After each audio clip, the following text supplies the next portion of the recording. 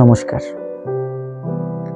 যে আমরা এত ইতিহাস পড়ে, এত ইতিহাস জেনে, তারপরেও আমরা যখন সংখ্যা গরিষ্ঠতাকে গুরুত্ব দিয়ে সংখ্যা লঘিষ্ঠতাকে হীন চোখে দেখি, তাদেরকে নিয়ে বিভিন্ন সময় বিভিন্নভাবে উপহাস্য করি,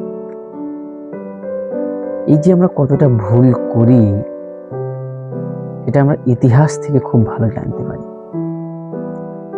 যাই হোক, এমনই কিছু কথা ইন্টারনেট থেকে পাওয়া যেটা আপনাদেরকে বলে শোনাচ্ছি। বিধবা বিবাহের পক্ষে সই ছিল মাত্র 987, আর বিপক্ষে সই ছিল 36,763। বাকিটা ইতিহাস। গ্যালিলিও কাঠগড়ায় দাঁড়িয়ে যেদিন বলেছিলেন, আমি আবারও বলছি, সূর্য স্থির, পৃথিবী সূর্যের চারপাশে ঘুরে, আমাকে শাস্তি দিয়েও সূর্যের চারপাশে পৃথিবীর প্রদক্ষিণ আপনারা বন্ধ করতে পারবেন না। পৃথিবী আগের মতোই ঘুরবে।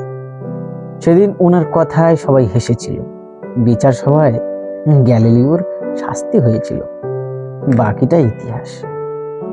সতীদাহ প্রথার মতো জঘন্য এক সামাজিক প্রথার বিরুদ্ধে যেদিন রাজা রামমোহন রায় রুখে দাঁড়িয়েছিলেন, সেদিন সমাজের সংখ্যাগরিষ্ঠ মানুষ ওনাকে হাস্য সম্পাদ করেছিল। বাকিটা ইতিহাস। সিগনেট থেকে প্রকাশিত বিভূতিভূষণের পথের পাঁচালীর সংক্ষিপ্ত সংস্করণ।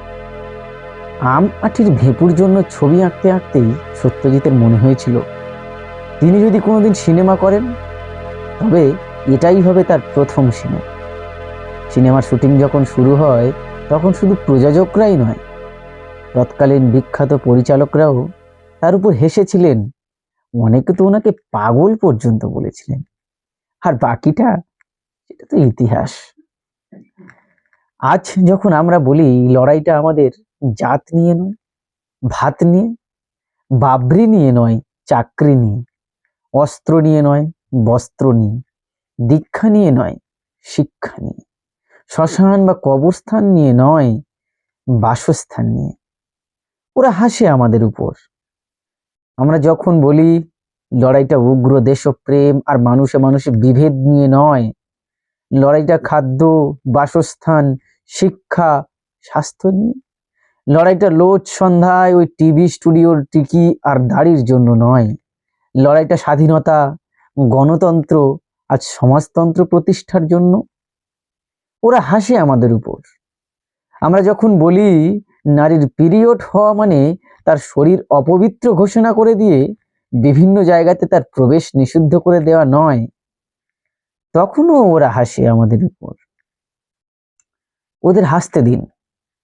শুধু একটা কথাই মনে রেখে দিন, হাজারটা লোকও যদি একটা পুকুরকে সমুদ্র বলে, রাতারাতি পুকুরটা সমুদ্র হয়ে যায় না। তাই প্রশ্ন এটা নয় যে আমরা পরিসংখ্যানে কত কত শতাংশ, প্রশ্ন এটাও নয় যে আমরা নগণ্য। উত্তর একটাই, আজ থেকে অনেকগুলো বছর পর কারখানার খেটে খাওয়া ওই শ্রমিকগুলো, অথবা স্কুল কলেজে পড়া ওই ছেলে মেয়েগুলো মাঠের ধারে ওই বেঞ্চটাতে বসে যখন গল্প করবে, ওরা বলবে, জানিস, আজ থেকে অনেকগুলো বছর আগে সবাই যখন ধর্মের নেশাতে মানুষকে মাতিয়ে রেখেছিল, আমাদের মতো খেটে খাওয়া সাধারণ মানুষের জন্যই ওরাই ঠিক আওয়াজ তুলেছিল।